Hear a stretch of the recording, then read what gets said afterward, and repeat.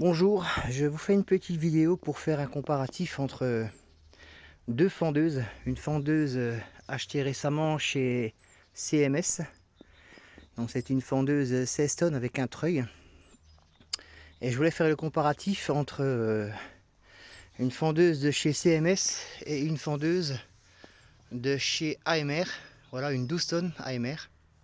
Pour vous expliquer qu'en fait, il faut se méfier quand on pense faire une bonne affaire. C'est pas toujours le cas. Donc j'ai voulu changer mon AMR de 12 tonnes qui me semblait un peu poussive, mais on peut s'apercevoir qu'en fait c'est deux machines vraiment différentes.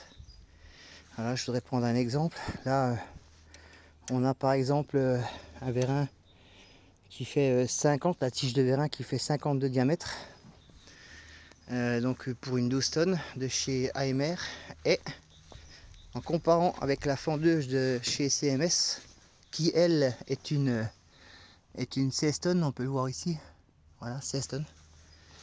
Et bien vous avez un vérin qui est complètement différent, une tige de vérin qui est complètement différente. Et là on a un vérin qui fait 35. Donc la poussée est différente.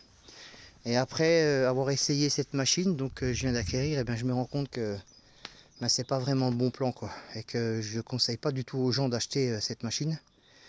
Parce que c'est vraiment pas bon. Ça pousse vraiment pas bien. Quand vous achetez cette machine, il faut refaire tous les niveaux parce que il n'y a pas l'huile suffisante en tous les cas dans le réservoir pour que ça marche très bien.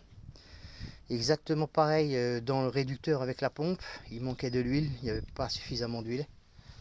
Donc c'est quand même des machines qui valent un certain, qui demandent un certain budget en tous les cas. Et je regrette en tous les cas d'avoir fait cette acquisition. Alors, le treuil lui en revanche est très bon. Le treuil c'est vraiment très efficace, mais en ce qui concerne le vérin pour fendre, c'est vraiment pas bon. Donc voilà, pour que vous sachiez que ne faites pas la même erreur que moi en pensant acheter quelque chose de mieux. Ça serait vraiment une tromperie. En plus, fabricant français, CMS. Et je me suis aperçu que la machine elle venait de Chine, quoi. C'est une machine qui est fabriquée en Chine. Donc à vous les internautes, ne faites pas comme moi en pensant acheter une fendeuse qui est vraiment au top. Dans tous les cas, c'est pas vraiment le cas. Donc je faisais cette petite vidéo pour vous en informer. Voilà.